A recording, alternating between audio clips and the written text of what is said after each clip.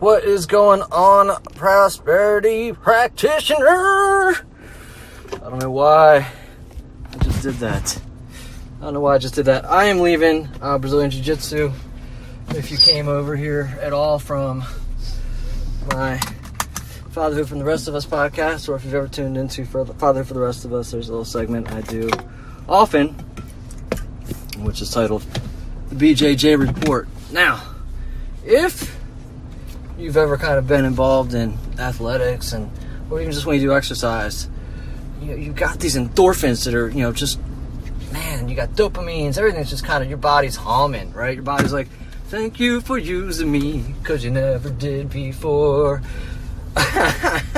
Really, that's your body, that's your body saying thank you, because that's your body was designed for movement. And when you don't move your body, you build up like this sludge, right? Remember, I don't know if you ever saw the Valvoline commercials, but sludge was the buildup. The Valvoline, or maybe it was the gasoline. Who knows? Anyways, today we have from the great Vincent Peale. I've never listened to him, never really heard him. I do know that he plays in this space though, and the quote from him is, "Empty pockets never held anyone back. Only empty heads and empty hearts can do that." What? That's great. And it's true. I had a conversation earlier today. I'm working with another gentleman through a coaching book. And one of the exercises is talking about how much, what are your rates? What are your rates when you charge as a coach? And what does that look like? And here's the funny thing is, a lot of people are just desperate to make the money. I'm desperate to make a difference, right? And so there's a huge difference in that. When you're going around with the mindset of having empty pockets, you're only looking at what is immediately available to you. There's no long-term plan. There's no vision. There's nothing except for what you see right in front of you. And if you reach in your pocket and it's empty, then you believe that that's always going to be the case. That's always going to be the case. Now, you've got a head full of ideas. I know you do. I don't know anybody I've ever met who doesn't have ideas, who doesn't have some great ideas. And there's an exercise that I took for a program management course given by Duke University. It was really good, really great course. And one of the games that this guy liked to play, the instructor, was come up with bad ideas. Let's just throw out the number of bad ideas that you have. And here's a couple of things for that. Your bad idea, your awfully terrible to you idea, may be exactly what we're looking for. It may be exactly what we are looking for. If you look around the entire world, and I'm just looking around right now for so many different things. I'm looking at these ties that are eating things in the ground as I see them holding down telephone poles, the grates in the ground, the soda can that I just popped open, the little tab that points it down. All these things were at one point like an idea in somebody's head, and there's a good chance that idea was in that person's head, and they squirmed before they mentioned it. They squirmed like, you know what, that sounds like a really bad idea in my head, right? This is the only application I can see for this, and it's not going to be used for anything else. It may not even work for that, so it's a terrible idea, and I'm not going to say it. But finally, you get to such a breaking point, where you're like, nobody's saying anything at all, and just to break the ice, just to break the noise, you share your awful idea. You share your awful idea, and your awful idea is the soda can tab. Okay?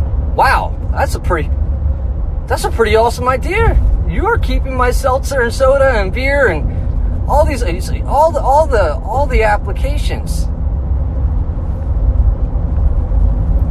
You came up with that, right? You came up with this simple idea that's a part of something that at one moment seemed ridiculous. And I know that you don't have an empty head. I know that you are full of ideas. And every idea that you have, it is one step closer. It's one step closer to solving the world's problems, okay? Solving somebody's world problem for that day. How many canned goods are now available in so many different places and you know are helping in so many different ways that without some of those inventions, simple, seemingly maybe dumb ideas that have changed the world. How many? And so his exercise was basically to come up with a whole list of bad ideas, because once you get a couple of ideas flowing and you throw out one of your bad ideas, there might be somebody else in the room who's like, wait a second, there's something to that. What if we spin that just a little bit? What if we go 1 degree to the north? And if you're not familiar with the story, if you were to fly from LA to New York and you change that flight trajectory by 1 degree, you're not going to land in New York. So if you change one bad idea by 1 degree, you're in a different state of period. Okay?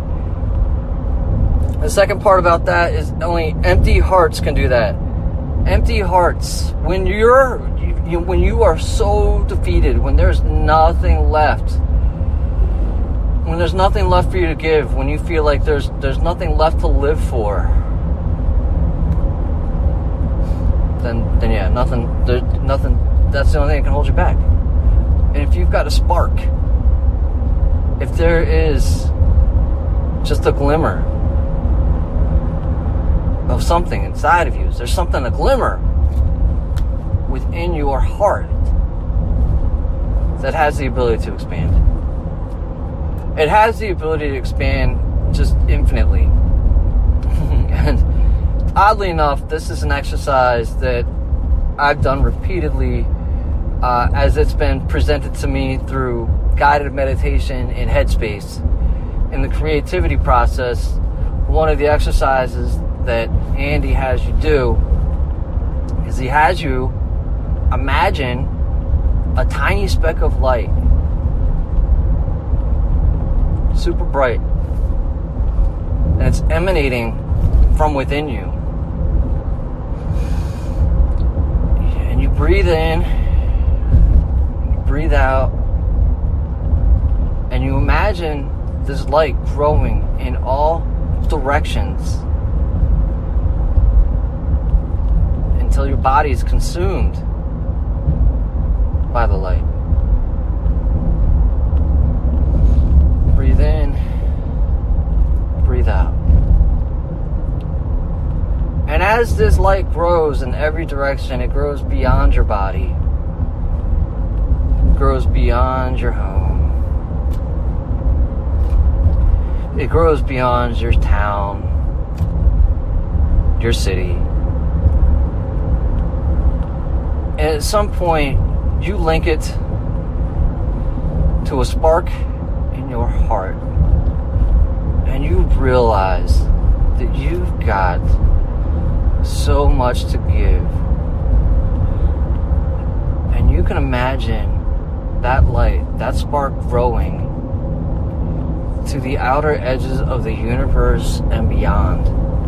And when you imagine that you have the ability to think beyond this universe, beyond the multiverse, all-encompassing mind that you have, and it's your heart that is giving you your life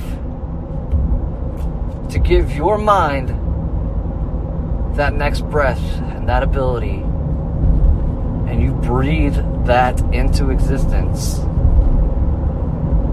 your heart's not empty. Your heart's nowhere near being empty. You will never have an empty head or an empty heart. Not so long as you can breathe.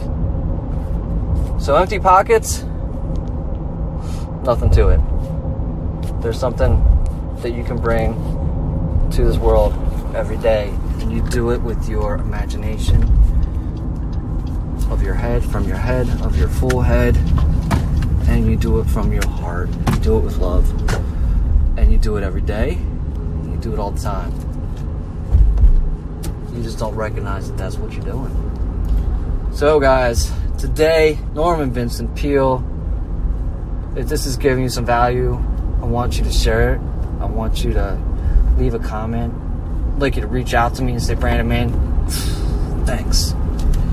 I don't have an empty head, and I don't have an empty heart. My empty pockets have nothing to do with who I am or the value of what it is that I bring to this universe. And I want to say thank you for sharing that today. And that was brought to you from Norman Vincent Peale. Empty pockets never held anyone back. Only empty heads and empty hearts can do that.